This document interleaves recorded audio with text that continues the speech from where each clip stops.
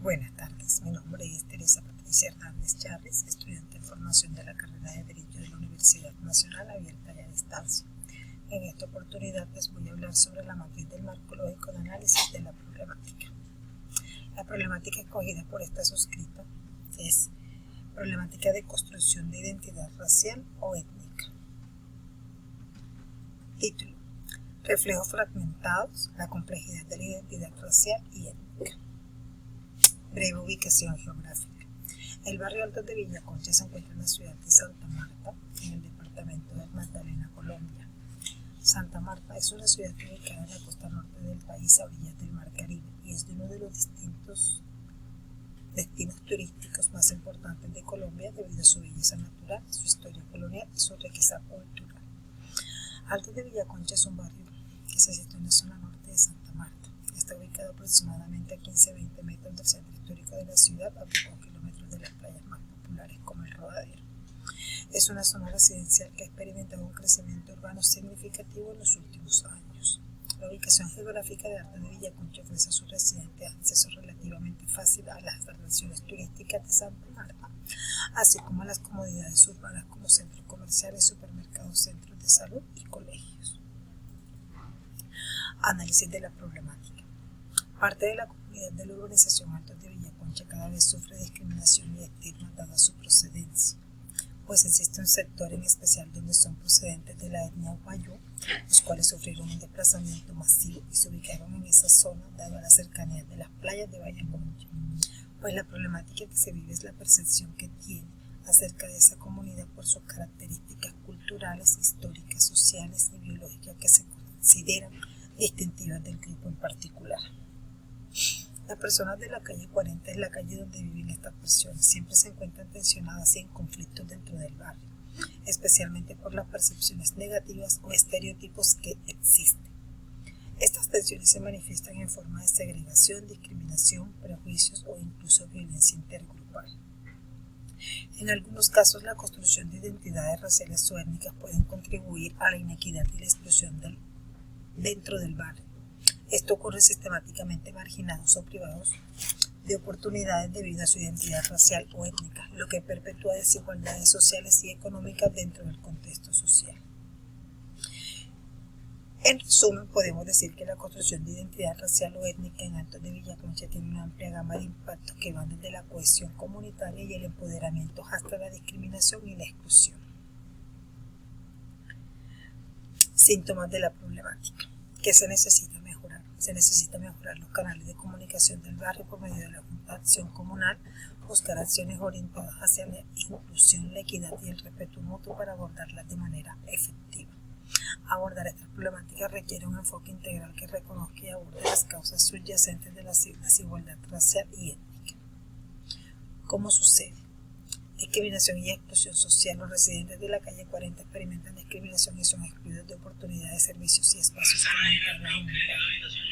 Tensiones intergrupales. Surgen tensiones y conflictos entre diferentes grupos raciales o étnicos dentro del barrio, manifestándose en forma de prejuicios, estereotipos, hostilidades y segregación.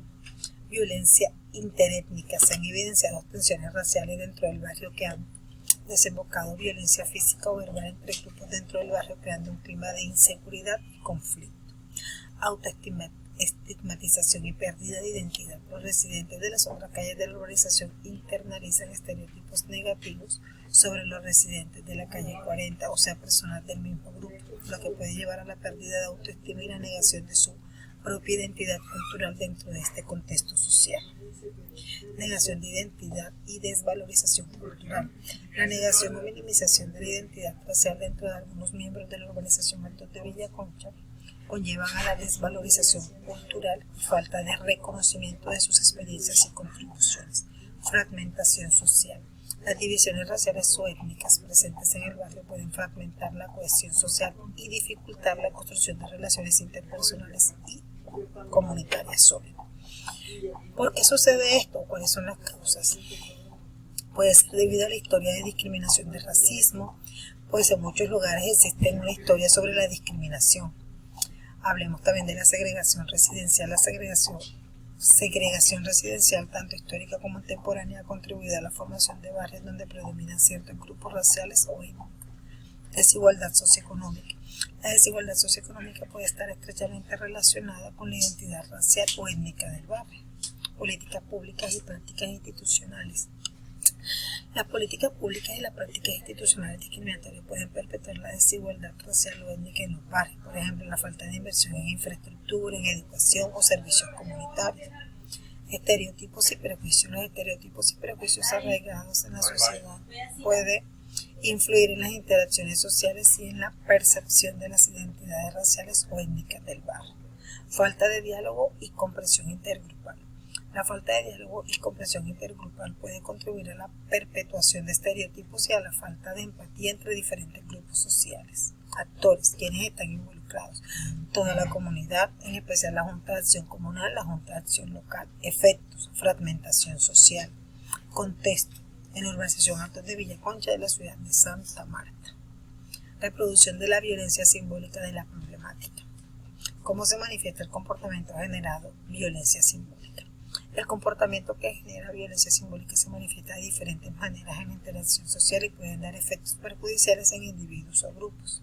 Por ejemplo, lenguaje y discurso discriminatorio, estigmatización y etiquetamiento, negación de identidad y cultura, desigualdad de oportunidades, representaciones mediáticas estereotipadas, prácticas discriminatorias.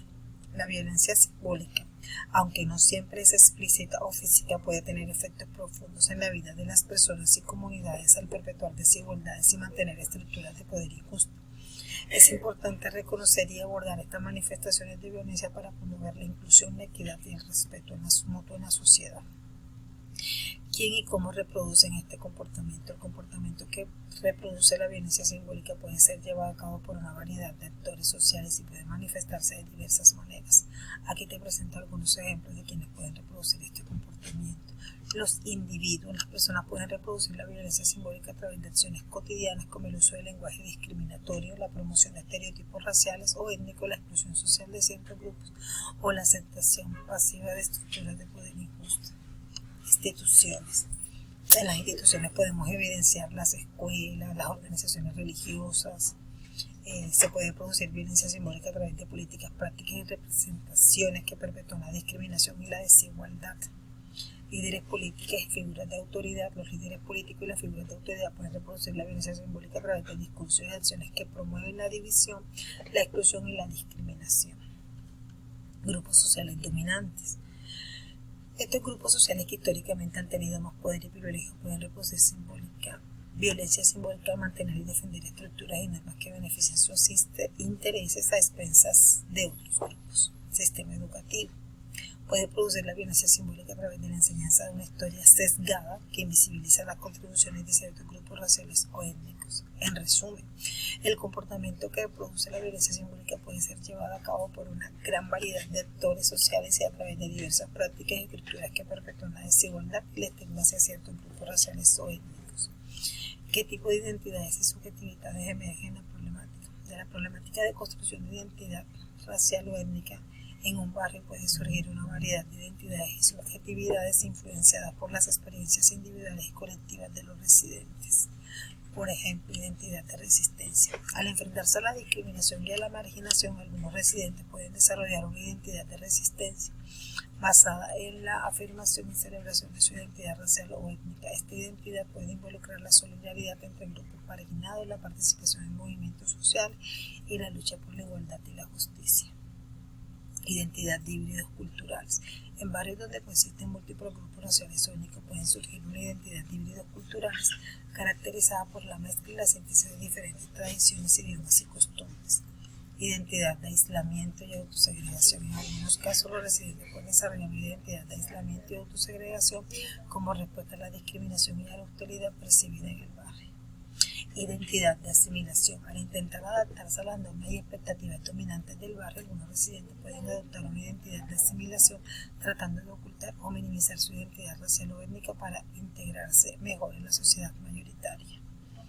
Identidad de pérdida y desplazamiento. En contexto de gentrificación y desplazamiento, los residentes pueden experimentar una identidad perdida y desplazamiento.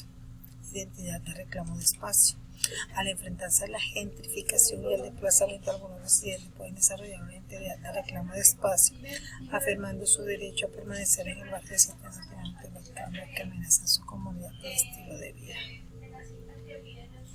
Estas identidades y subjetividades pueden ser dinámicas y complejas, influenciadas por factores como la historia del barrio, las relaciones intergrupales, las políticas públicas y las experiencias personales de los residentes.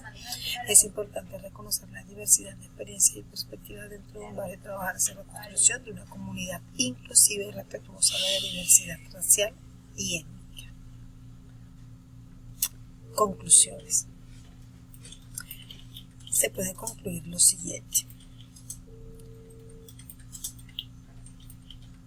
¿Cuál es el papel de la violencia simbólica como dispositivo configurado de las identidades y subjetividades, teniendo en cuenta las lecturas desarrolladas en la unidad 3? Calderón en el 2004 discute sobre la violencia simbólica en el marco de la teoría de Pierre Bourdieu. La violencia simbólica, según Bourdieu, se refiere a las formas sutiles de violencia que operan a través de la cultura, las normas y las prácticas sociales, perpetuando así las desigualdades de poder. En su artículo, analiza cómo esta forma de violencia se manifiesta en diversos campos sociales, incluidos los medios de comunicación. Por otro lado, el video de resúmenes en Telequia proporciona una introducción a las ideas de Bourdieu sobre la violencia simbólica de una manera más accesible y visual. Segunda conclusión. En el contexto cotidiano, la violencia simbólica puede ser observada en diversas situaciones como la educación, los medios de comunicación, la publicidad, entre otros. Por ejemplo, en el ámbito educativo, las expectativas sociales y culturales pueden influir en la formación de identidades y subjetividades, reproduciendo así una estructura de poder existente. En los medios de comunicación, los estereotipos, esta es la tercera conclusión. En los medios de comunicación, los estereotipos y representaciones culturales pueden reforzar visiones cercanas y limitadas en la realidad, contribuyendo a la naturalización de cierta forma de discriminación y exclusión. Por último, la violencia simbólica actúa como un dispositivo configurador de identidades y subjetividades en el contexto cotidiano, al perpetuar las desigualdades de poder y reforzar las estructuras sociales existentes a través de prácticas culturales y discursivas. Esta comprensión se fundamenta en la teoría de Bourdieu y el análisis de Calderón sobre la violencia simbólica en diferentes aspectos sociales. Porque las luchas simbólicas son inherentes a la realidad social y se encuentran en permanente necesidad de reconocimiento de la legitimidad y la aceptación generalizada a través del poder dominante que produce a través de la violencia simbólica. Las luchas simbólicas son inherentes a la realidad social porque están enraizadas en la dinámica de poder y en los procesos de legitimación de dominación que operan en la sociedad. Esto se relaciona directamente con la necesidad de reconocimiento de legitimidad y aceptación generalizada por parte del poder dominante. Bourdieu argumenta que las luchas simbólicas son una manifestación de las luchas por el poder y el control sobre los recursos simbólicos en la sociedad. Según Calderón, la violencia simbólica es una herramienta utilizada por el poder para mantener y perpetuar su posición privilegiada en la sociedad. Esta forma de violencia opera a través de la imposición de significados, normas y valores que se refuerzan las estructuras de poder existentes. En conclusión, las luchas simbólicas son inherentes a la realidad social porque reflejan las dinámicas de poder y control que operan en la sociedad. Estas luchas están en permanente necesidad de reconocimiento y legitimación por parte del poder dominante, que utiliza la violencia simbólica para producir procesos de exclusión y dominación. Este análisis se apoya con las ideas de Bourdieu sobre las luchas por el control de los recursos simbólicos y en la concepción de la violencia simbólica como una herramienta de reproducción de las desigualdades sociales. Muchas gracias y espero que les haya gustado el tema. Que estén muy bien.